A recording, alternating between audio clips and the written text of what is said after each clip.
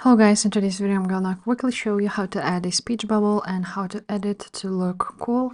So once you have your text, you're gonna go ahead to the elements and search for speech bubble, just like so.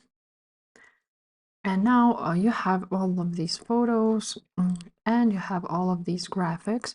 So you can choose which one you want to use. This one is really cool. Looks like it's drawn with hand.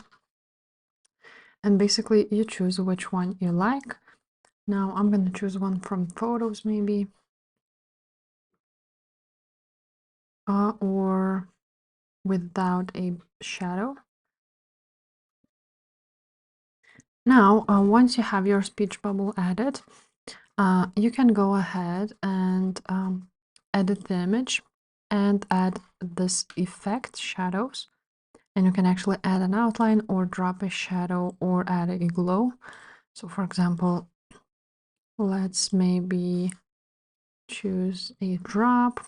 Now you can choose the blur amount, angle, distance, and intensity, just like so. So it will look more realistic maybe. And basically that's how you add speech bubble.